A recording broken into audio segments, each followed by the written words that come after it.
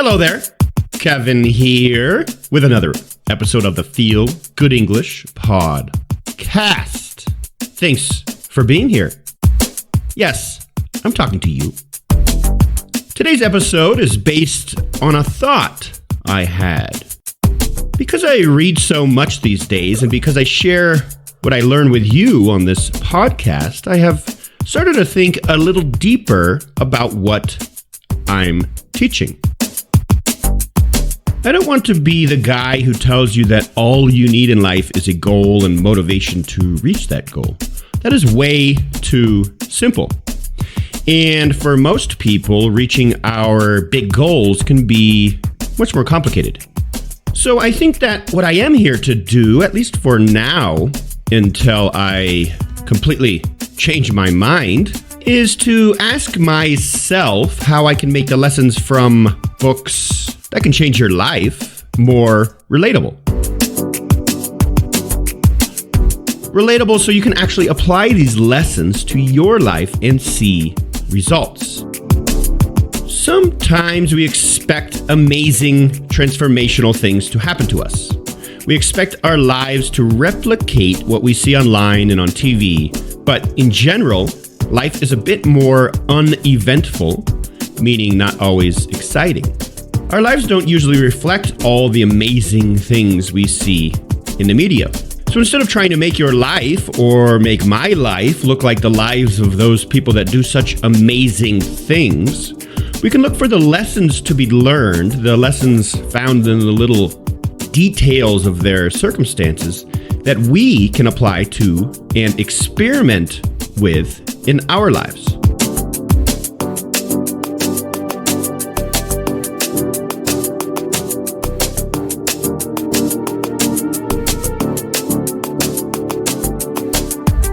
For example, we often hear stories of people overcoming terrible tragedies. Stories of people who, after facing undeniable hardships in their life, went on to do amazing things.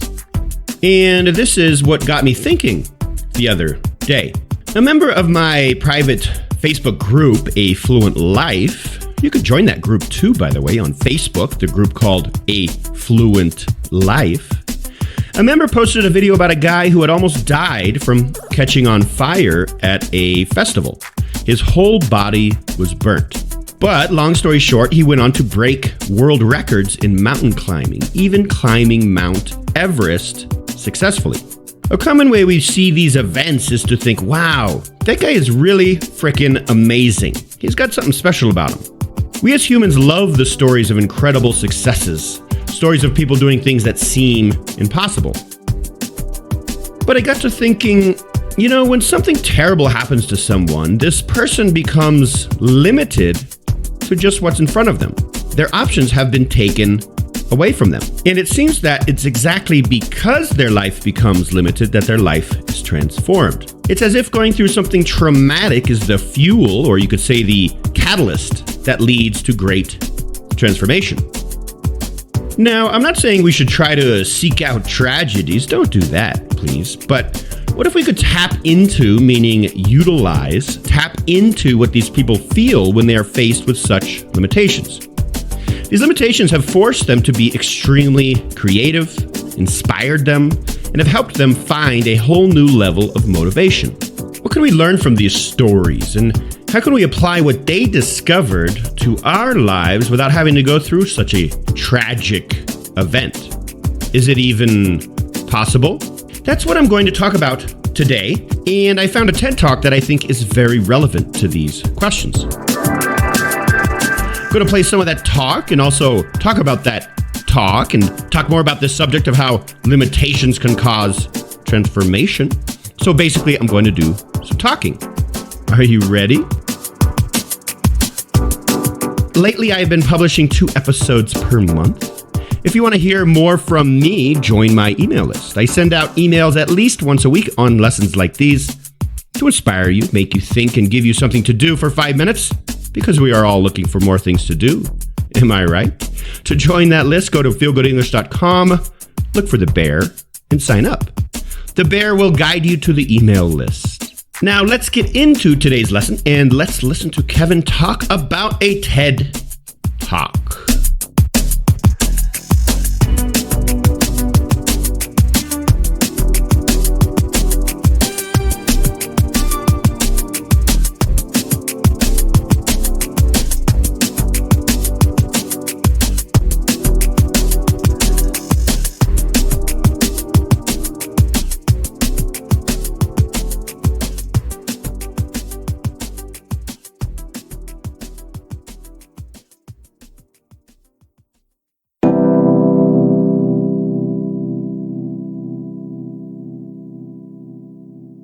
Like I mentioned, after watching a video about a very impressive guy who turned tragedy into triumph, I started thinking about when someone is left with very few options. It seems as if they often become inspired in a way that most of us don't encounter.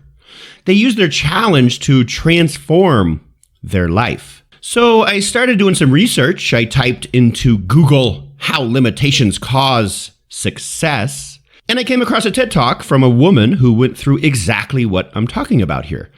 Her typical life became something TED Talk worthy only after she experienced a tragedy. She got sick, lost her legs, almost died, and after a long struggle became a very impressive and valuable member of society. She turned her limitations into creativity. I'm going to play a bit of her TED Talk now. Let's hear her story, and after I'll bring up some questions we can ask ourselves on this topic of how limitations can lead to creativity. Let's go.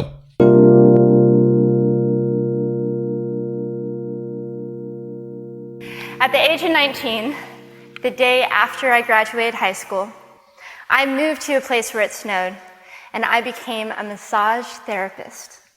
With this job, all I needed were my hands and my massage table by my side, and I could go anywhere. For the first time in my life, I felt free, independent, and completely in control of my life. That is, until my life took a detour. I went home from work early one day with what I thought was the flu. And less than 24 hours later, I was in the hospital on life support with less than a 2% chance of living. It wasn't until days later, as I lay in a coma, that the doctors diagnosed me with bacterial meningitis, a vaccine-preventable blood infection. Over the course of 2.5 months, I lost my spleen, my kidneys, the hearing in my left ear, and both of my legs below the knee.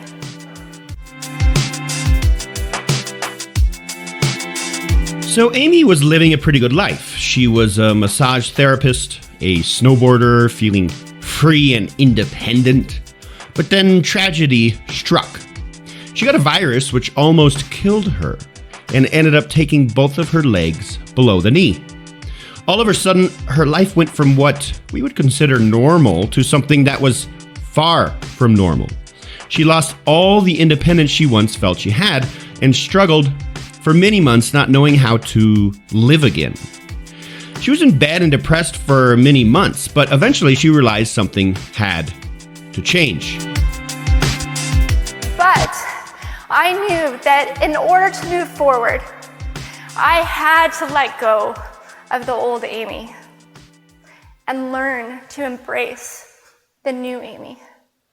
And that is when it dawned on me that I didn't have to be 5'5" anymore. I could be as tall as I wanted.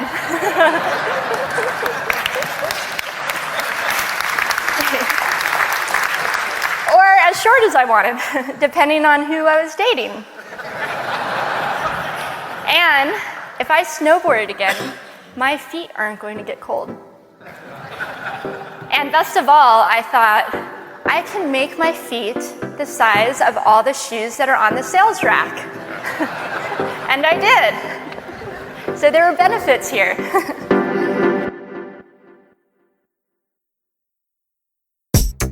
Here she talks about when she started to see the positives of her situation.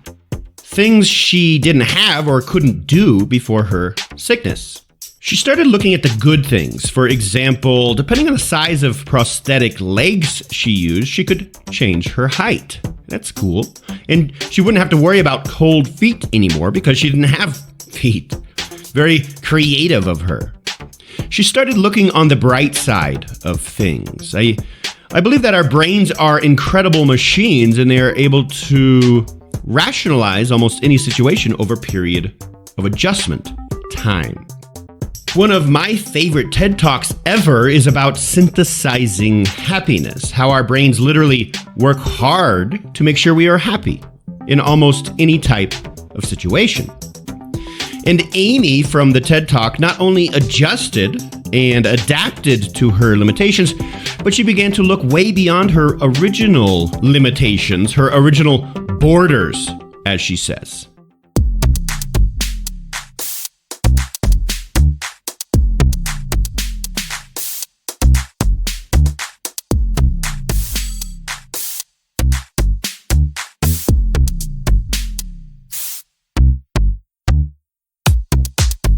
It was this moment that I asked myself that life-defining question. If my life were a book and I were the author, how would I want this story to go? And I began to daydream. I daydreamed like I did as a little girl. And I imagined myself walking gracefully, helping other people through my journey, and snowboarding again. And I didn't just see myself carving down a mountain of powder. I could actually feel it. I could feel the wind against my face and the beat of my racing heart as if it were happening in that very moment. And that is when a new chapter in my life began.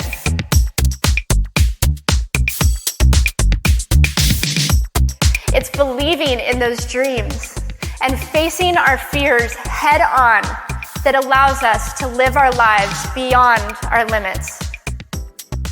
And although today is about innovation without borders, I have to say that in my life, innovation has only been possible because of my borders. I've learned that borders are where the actual ends, but also where the imagination and the story begins. Amy fell to such a low point in her life that she thought she had nothing left. But after several months of dealing with this extreme hopelessness, she started to turn her life around. Instead of thinking she had nothing left, she started to see the opposite, that her future was limitless. And this is exactly what intrigues me. How can we find that creativity, that motivation to do amazing things with our lives, even when we don't face terrible tragedies that completely redefine who we are? How can we see transformation without experiencing a life-changing event? This is the big question I am asking. Let's hear more from Amy. So the thought that I would like to challenge you with today is that maybe instead of looking at our challenges and our limitations as something negative or bad, we can begin to look at them as blessings. Magnificent gifts that can be used to ignite our imaginations and help us go further than we ever knew we could go. It's not about breaking down borders. It's about pushing off of them and seeing what amazing places they might bring us. Thank you.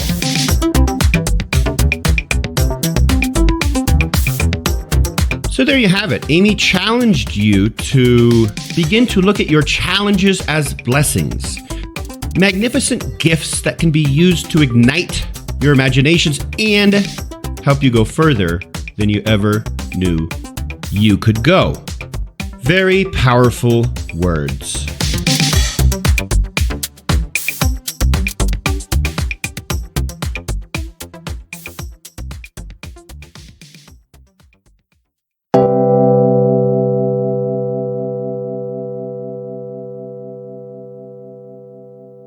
Moving along, sometimes this talk of doing big things, making amazing things happen can seem a bit empty or unrealistic.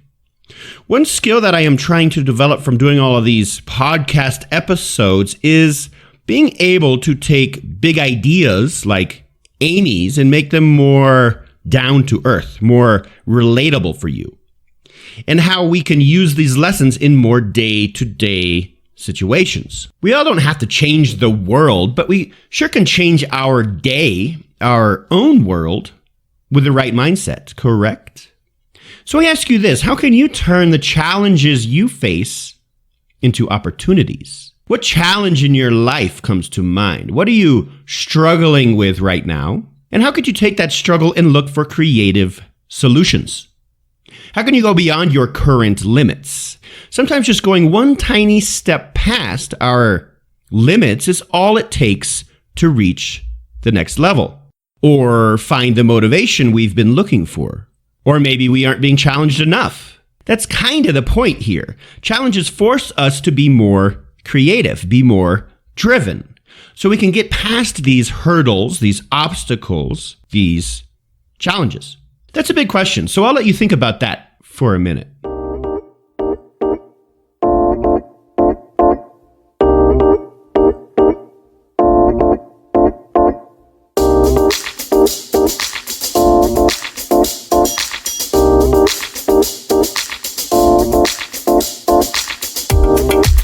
If you're listening to this, there's a good chance you are trying to become a stronger English speaker. I assume much of my audience is, so let's look at that challenge and see what we can come up with. When I first tried to learn Spanish here in the US, I wasn't challenged enough. Other than the grades my teacher would give me, and they were bad grades, of course, I didn't feel any desperate need to become a Spanish speaker. I didn't face any real challenges, at least in my mind. When I learned Portuguese, however, I put a huge challenge on myself. What was that challenge? Well, I went to Brazil. Even more challenging, I went to a town where there were hardly any English speakers. This town is called Valinhos, by the way. To be honest, Valinhos is definitely not what I would consider a fun town. There's not much to do there other than eating sandwiches and drinking beer, bebendo cerveja. Oh, and probably the best thing to do there, going to barbecues. But I wasn't there to only have fun. I put myself in Brazil, saved up money in the US working 2 jobs, then quit both of my jobs and said goodbye to my family and friends because I was determined to learn a foreign language. And by putting limits on myself, like being in a town with very few English speakers, forced me to learn the language. Well, forced me to learn if I wanted to fully involve myself with the culture and people around me, which I did.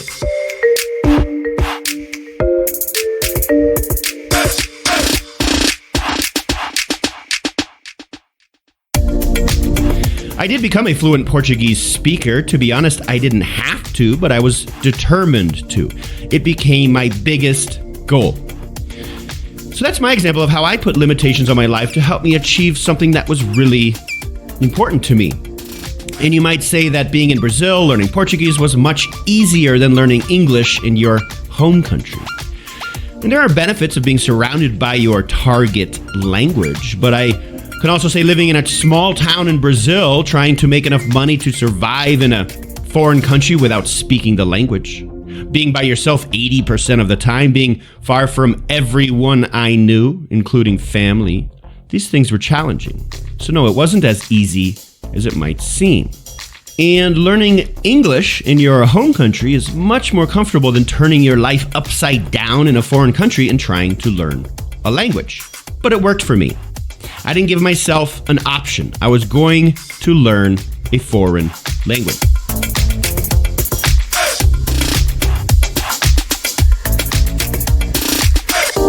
Some of the best students I've had, or maybe better saying my best students, my most inspiring students, became excellent English speakers, not because of their opportunities, but because of their limitations.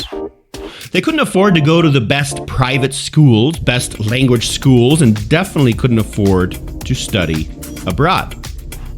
But they figured out how to use the resources they had at their disposal to practice with.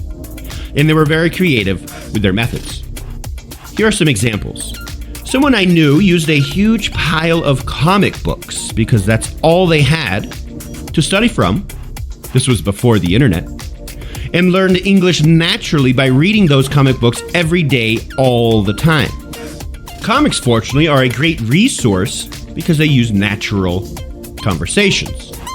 So with very limited resources, but a lot of determination, this person learned English. Another good friend, he would watch TV series and write down every word and expression he didn't know, then look for the translation in a dictionary or online once he had the internet. His English material was one small book from a very basic English school, but he studied the hell out of it.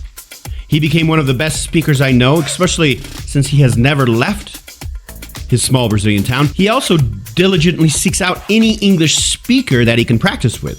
That's how I met him. He found me and wanted to practice. Another learner, when she was just starting out, would take lessons she learned in her very basic English school and reteach them to her stuffed animals at home, her toys. Yes, that happened. Several years later, this person became an amazing English teacher. This person also became my wife. This person is amazing. So why are these examples valuable? A lot of you might find yourself with limited resources for English practice. Maybe you don't have enough money for lessons with a private teacher, or maybe you live in a town with absolutely zero English speakers. Maybe you think you're too old to learn a new language to fluency, or very common limitation, you don't think you have enough time. And for those of you with these limits, I want you to think about two things.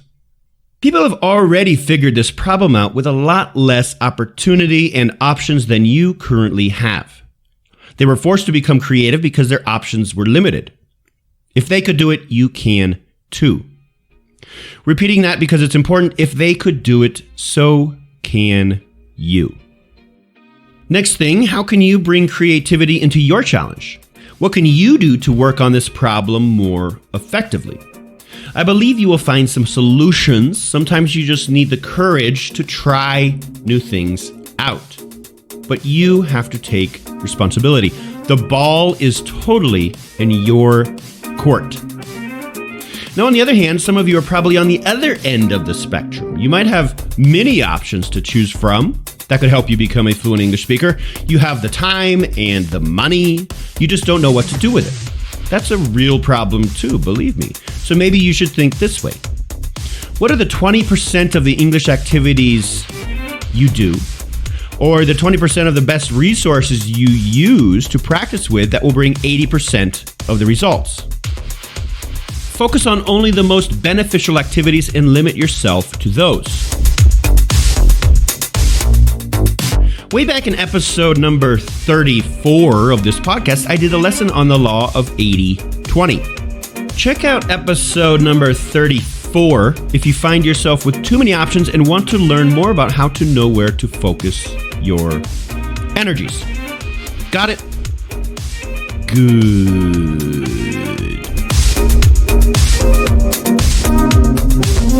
So there you have it. I think I gave you something to ponder and something to build on.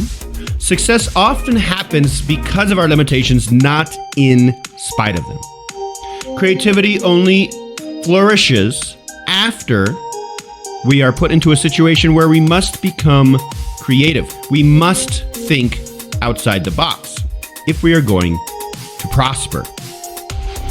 So instead of filling your life with more tools and resources, think about how you can use what you already have to reach your goals. Don't be scared to limit yourself to only the minimum. And be careful with the excuse of not having enough resources to do what you need to do, because someone has already done exactly what you want to do with much less than you have. Thanks for listening to another episode of the Feel Good English Podcast. I hope you enjoyed your time here. Are you ready to go deeper with today's lessons? Become a premium member. Members get premium lessons to this and all future podcast episodes. Premium lessons include full transcripts to every episode, ever. I also select all the advanced vocabulary, expressions, phrasal verbs, and advanced level grammar from the episode and teach you all about it. Start supercharging your English and your confidence with a premium membership. To find out more, just go to www.feelgoodenglish.com/go. See you there. Again, I want to thank you for being here. I'll be back soon with another episode. And until then, don't ever forget that the more times you listen to this episode, the more times you repeat it, the better your English will get. I promise. So repeat it until your ears bleed. Oh, that's too much. Don't do that. Take care of your ears. Repeat this episode to the point right before your ears would start bleeding. Take care of yourself. Bye-bye.